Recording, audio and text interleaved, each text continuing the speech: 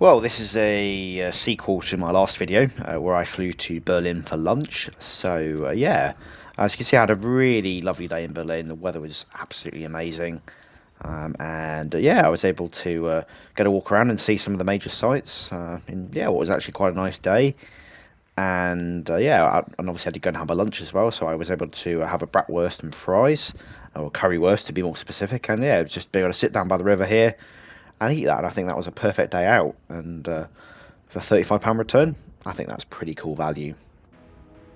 Of course, there is a time when you have to go home, and for me it was after only a few hours, so I strolled back across to Berlin Hauptbahnhof station and managed to catch the S-Bahn back to Brandenburg airport for my flight back home to Stansted this evening. So yeah, as you can see, the S-Bahn's pretty. There were some delays today, and I don't know whether that was maybe just because of some recent events or something like that, but my train was a little bit late, and there seems to be the same going into Berlin for some reason, but I don't know whether that's just possibly just some events going on of the day or something that might have caused that.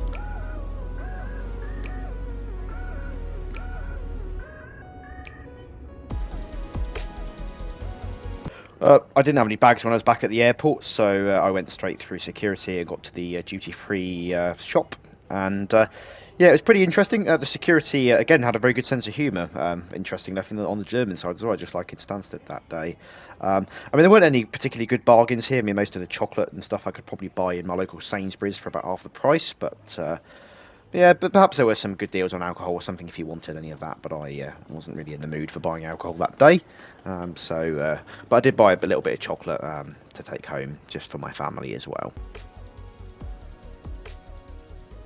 As for the experience itself at Brandenburg Airport, well, it's quite a new airport, so obviously the space is pretty open and airy, and it's quite nice to walk around. Um, as you can see here, we're in the kind of main departures area, so this is where the A and B gates are, and if you are leaving the Schengen area, then you will need to go up through passport control to be stamped out to go to the C and the D gates, which is where I ultimately was heading after this. But there is generally more to do and more shops to look at before you go through passport control, so just bear that in mind, that once you've been stamped out, there's generally going to be less to do once you've gone through. So yeah, just do your duty-free shopping first, and then you just go up the set of stairs there, and that takes you to the C and D gates there, basically after you've been through passport control and been stamped out. And once you've been stamped out, you can then walk over to your gate here. So you can see I've just got my passport in my hand there, having been stamped out, and you can make my way over to the gate. Very quiet area, and I say there's not a lot to do apart from maybe a cafe or two and a couple of vending machines. So just bear that in mind before you go through. But again, it's pretty open, pretty airy. And the areas are quite nice to sit in and wait as well. So there's no problems finding a seat. Boarding commenced fairly shortly, and they didn't have separate queues for priority passengers this time, so it seems to be that they were being called forward first, but it wasn't made especially clear when a non-priority people could board. It just seems to be very silently, and then got announced right at the end of the boarding cycle.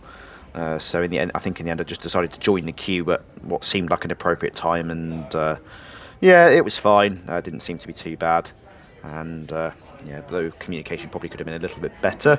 In fact, somebody in the queue had actually asked me if it was the priority or the non-priority boarding, and I said, well, I don't really know, but they seem to have given up checking and enforcing it, so we just joined the queue anyway. The gate agents just asked if I'd fill out the passenger locator form, and I said yes, and they just seemed to take everybody's honesty for it, so yeah, they weren't really checking whether people had filled them out or not, so yeah, you could probably gotten away with it, though that requirement has actually been removed at the time of editing this video, so that's no longer required.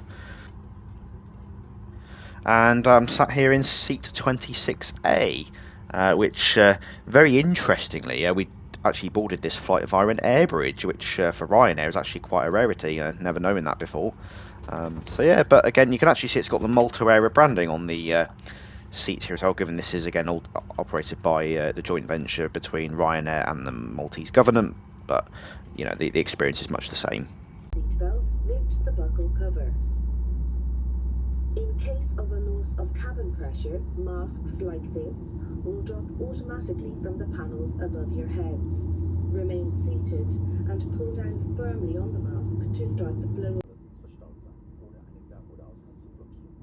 Before long, we were on our way back out to the runway to take off our flight back to Stansted, yeah, it was a very short taxi out. Didn't take too long, and yeah, so before long we were already on the runway ready for takeoff. So yeah, very quick and efficient.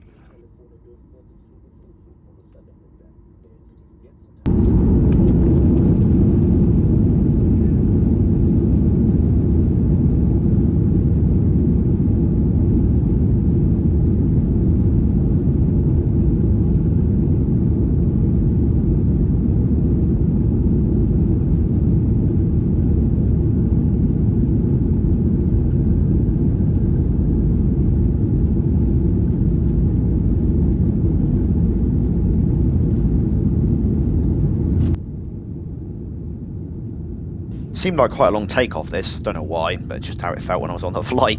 But there we go. But it is nice to see the sunset and everything as you go, I guess. And yeah, we're on our way back to Stansted now.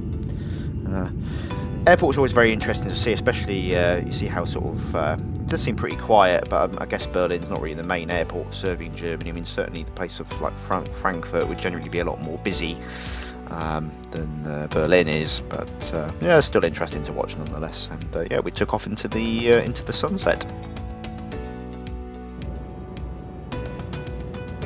As I mentioned in my previous video, I did actually opt for to have a cup of tea and a Twix on this flight, although I actually ended up with 2 cups of teas, as I ordered the meal deal with the Twix and then the separate cup of tea as well, with the intention of drinking for as long as possible, so I would avoid the discomfort of having to wear a mask for the whole flight.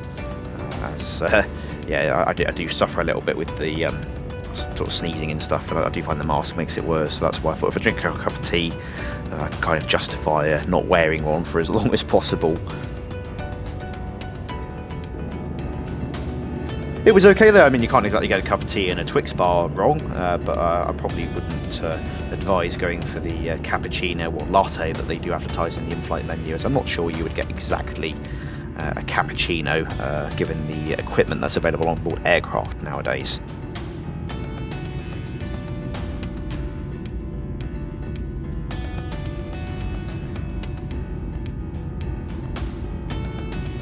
With my cup of tea and Twix in hand, the flight went by pretty quickly, and we were on approach to Stansted in not too much time at all. And as you can see, that is the runway just lit up there ahead of us. So as you can see, we just turned onto final now, ready to touch down very shortly. So yeah, very quick flight, went by pretty quickly.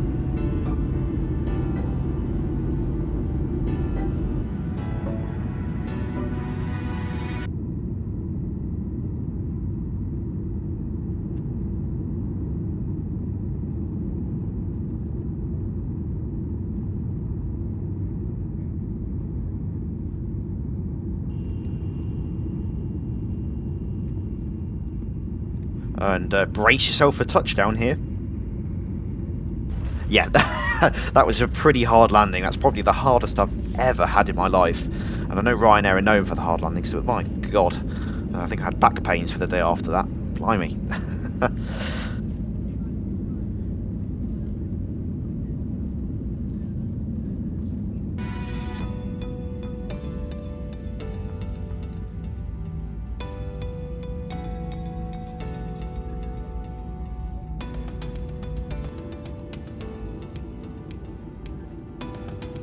And it was a very short taxi. Again, this is what I do like about Stansted, actually. The taxi times always seem to be pretty short. And yeah, we were pulling up on stand in no time, and we were able to disembark pretty quickly. And yeah, so yeah, apart from the hard landing, that was a pretty good flight, I'd say.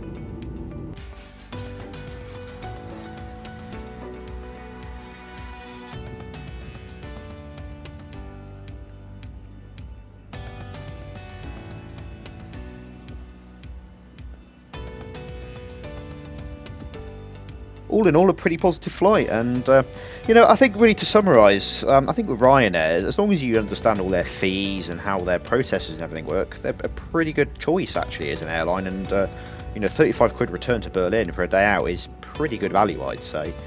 Yeah, I can't argue with that. The arrival experience at Stansted, it's a bit of a walk to passport control. I did find it probably took me about 10 minutes to walk there, which is much longer than I've probably had at any other airport in the country. But so yeah, just be prepared for a bit of a hike. But once you get there, pretty straightforward. As you can see, you just get to the e-passport section here, and yeah, I was through in like 5 minutes, and yeah, that's the end of my trip, I guess. So yeah, thanks very much for joining me on this, and I'll see you in the next one.